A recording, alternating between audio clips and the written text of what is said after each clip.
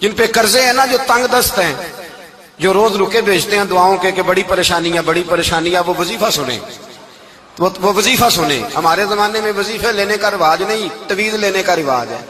لینا چاہیے، تویز بری چیز نہیں، اچھی چیز ہے، لیکن زیادہ کام برکت والا کیا ہے؟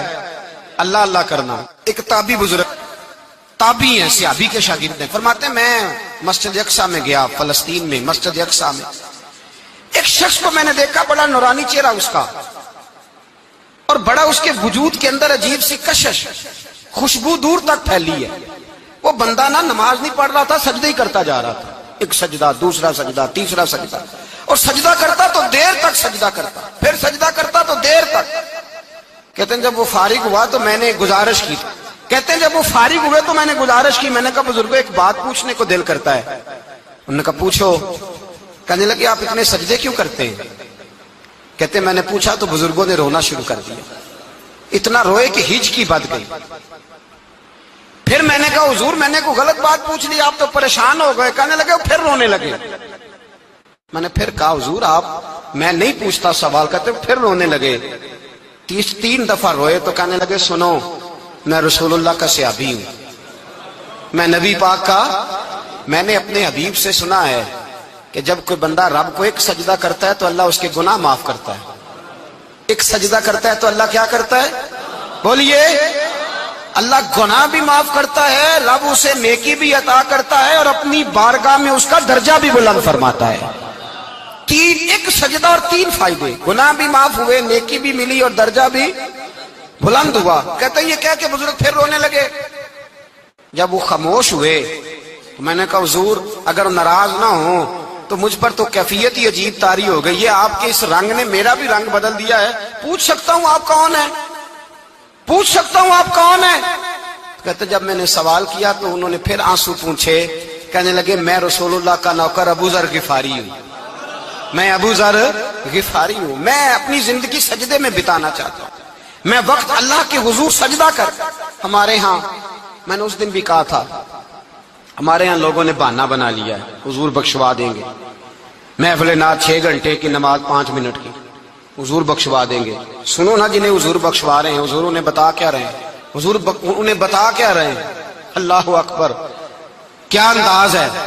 حضرت ربیہ بن کعب کہتے ہیں میں حضور کو وضو کرایا کرتا تھا، بخاری مسلم میں۔ ایک دن حضور نے فرمایا سل یا ربیہ، ربیہ کچھ مانگ لو، تو کہتے ہیں میں نے مانگا تو پھر میں نے بھی وہ چیز مانگی جو سب سے قیمتی تھی۔ میں نے کہا حضور جنت میں وہ والا مکان چاہیے جس کی دیوار کے دوسری جانب آپ کا حجرہ انور ہو، جس کی دوسری سائڈ پہ آپ کا گھر ہو، تو اڈی میری کاند سانجی ہو گئی، وہ والا مکان چاہیے۔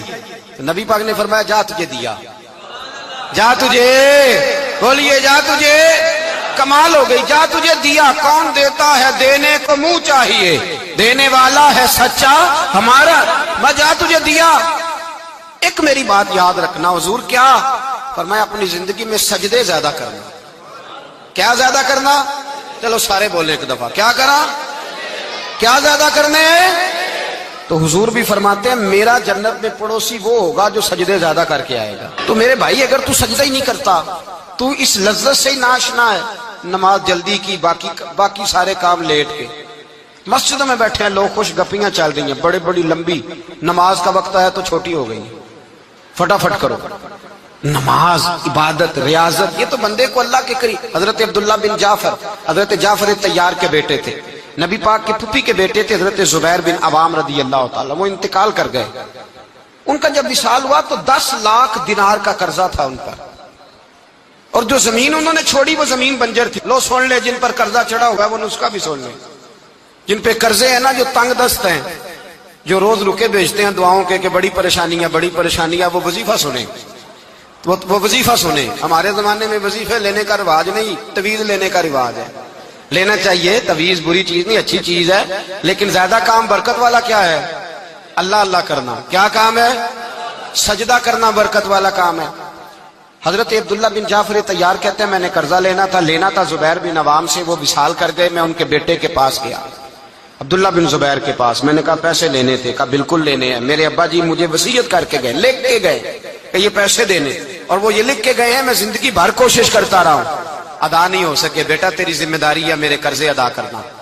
عبداللہ بن زبیر رضی اللہ تعالیٰ عنہ کہنے لگے میں انشاءاللہ آپ کی رقم دے دوں گا. تو عبداللہ بن جعفر طیار کہنے لگے بھائی ہم دونوں آپس میں ہیں, کوئی شے نہیں چھوڑ کے گئے آپ کے ابا جی, کوئی چیز نہیں. توجہ ہے میری بات پر؟ یہ صحابہ کا ذرا انداز دیکھیے گا بندگی کا, کوئی چیز نہیں چھوڑی. تو حضرت زبیر بن عوام کہنے لگے ایک زمین کا ٹکڑا ہے وہ بھی بنجر ہے, اس میں بھی کوئی کھیتی نہیں اگتی, سبزہ نہیں ہوتا, بنجر ہے, پانی کوئی نہیں, اور وہ اتنی خشک ریتلی زمین ہے کہ بڑا مشکل کام ہے وہاں سیراب کرنا, بے آباد زمین ہے. حضرت سیدنا عبداللہ بن جعفر کہنے لگے تو اس طرح کر, وہ مجھے ساری نہ دے, اس میں سے تھوڑی سی مجھے دے دے, میں 10 لاکھ دینار کے عوض وہی رکھ لیتا, تیرے باپ کا قرضہ ادا ہو گیا, دے تو صحیح. انہوں نے کہا آپ کیا کریں گے, وہ تو کسی کام کی نہیں, چند کوڑیوں کی بھی نہیں, فرمایا مجھے دے دو, میں جانوں اور میرا کام جانے. او بھائی یہ تھے بندگی والے لوگ, یہ تھے جن کا رب سے رشتہ ہے, جنہوں نے حضور کے صلی اللہ علیہ وسلم کے پاس بیٹھ کر بندگی سیکھی تھی. کہتے زمین کا ٹکڑا لے لیا, بنجر بے آباد ریتلی زمین, جب میرے حصے میں آئی پہلے دن اپنے غلام سے کہنے لگے جو جگہ تجھے زیادہ سخت لگتی ہے نا وہاں میرا مصلی بچھا دے, جو تجھے زیادہ بنجر بے آباد لگتی ہے وہاں مصلی بچھا, مصلی بچھا. غلام نے مصلی بچھایا تو عبداللہ بن جعفر نے اللہ اکبر کہہ کے نیت باندھی. یہ حضرت جعفر طیار کے بیٹے ہیں, حضرت علی کے بھتیجے, انہوں نے نیت باندھی نماز کی, سر سجدے میں رکھا, رونے لگے, کہنے لگے اللہ میں بھی تیرا بندہ اور جس سے لینے تھے وہ بھی تیرا بندہ, خدا بندہ ہمارے درمیان مہربانی فرما, کرم نوازی کر, رحمت کا فیصلہ فرما. اتنا روئے کہ مصلی بھیگ گیا. کہتے اتنا تڑپ رہے تھے کہ صحابہ اکٹھے ہو گئے ان کے گرد, مصلی بھیگ گیا. جب بھیگا ہوا مصلی نماز مکمل کر کے اٹھایا نا, کہتے مصلی اٹھایا تو نیچے سے اللہ نے پانی کا چشمہ جاری فرما دیا, اللہ نے پانی کا چشمہ جاری کر دیا. فرمایا بناؤ حوض, کرو کھیتیاں سیراب.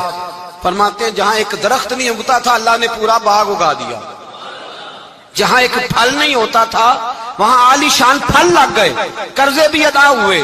حضرت زبیر بن عوام کے بچوں کے پاس مال دولت بھی بچ گیا.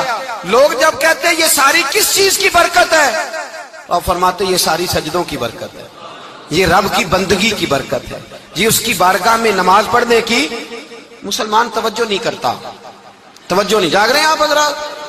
یہاں کوئی حکومت اعلان کرے نا کہ ہر نماز کے بعد 500 روپیہ, کتنا جی؟ میرے خیال ہے کسی بھی نہیں ہونا مسجد کے جی, آن گے کہ نہیں؟ نہیں تھوڑے جے بول دے, جڑے نہیں بول دے انہوں نے بالکل ہی نہیں نہ ہونا, انہوں نے پکا پتہ لگ. اور خدا کے بندو بات سمجھو, رب فرماتا ہے تو مسجد آدھا میں تجھے برکت عطا کروں گا. کئی جگہ مسائل نہیں بنا دیے گئے, وہ چھوڑو دیے تو نفل ہے, چھوڑو دیے تو غیر مؤکدہ ہے. اعلیٰ حضرت فاضل بریلوی فرماتے ہیں جو نفل چھوڑتا ہے نا ایک وقت آتا ہے سنت کے ترک کرنا شروع کر دیتا ہے, اور تارک سنت ایک وقت آتا ہے کہ واجبات کو چھوڑتا ہے. چونکہ وہ سیلاب اچانک نہیں آیا کرتے, پہلے چھوٹا سا سوراخ ہوتا ہے, دریا کے کنارے چھوٹا سوراخ ہوتا ہے, بند نہ کیا جائے تو بڑا ہو جاتا ہے, پھر اور بڑا ہو جاتا ہے, پھر وہ سیلاب بن جاتا ہے. کیا ہوتا ہے کہ جب ہم دیر کرتے ہیں, آپ دیکھ لیں دنیا داری میں لوگ کتنے آگے نکل گئے, کتنے دنیا داری کی جو چیزیں آئیں وہ غالب ہو گئیں. میں آپ سے پوچھا ہوں جتنے لوگوں کے پاس موبائل ہیں اتنے لوگ نمازی بھی ہیں. موبائل بعد میں آ کے غالب ہو گیا سب پہ, اور نماز آپ یہ ایوریج نکالے نا, جتنے لوگ فیس بک پہ ہیں اتنے لوگ دینی تعلیم کے میدان میں بھی ہیں, پڑھنے پڑھانے کا مزاج بھی رکھتے ہیں. جتنی نصیحتیں کرنے میں آج لوگ نکلے ہوئے ہیں, کیا اتنی خیر بھی دنیا میں بٹ رہی؟ جتنی جدید ٹیکنالوجی آ گئی سب ہم نے حاصل کر لی, بری بات نہیں, ٹھیک ہے, اچھی بات. لیکن سوال یہ ہے کہ وہ باتیں جو سالوں سے ہو رہی ہیں اور جو ہمارے دین کے فرائض میں شامل ہیں ان پر عمل کب ہوگا؟ اور میں یہ بہت سارے لوگ ہیں نا دعوت دیتے ہیں کہ آپ تشریف لائیں, اس جگہ پہ آ کے کچھ بات کریں, تو میں دوستوں سے کہتا ہوں تقریریں تو اب بڑی سن لی لوگوں نے, تو زمانہ ہو گیا تقریریں کرتے سنتے. سوال تو یہ ہے کہ جو سنا ہے اس پر عمل کس دن کرنا ہے؟ وہ پہلا قدم جو عمل کا ہے وہ کس دن اٹھانا ہے؟ یہ کوئی گورکھ دھندا تو نہیں ہے نا کہ نشستن گفتن برخاستن. دیکھیں نا قرآن مجید کی آیات نازل ہوتی تھی، صحابہ دوڑ پڑتے تھے عمل کرنے کے لیے.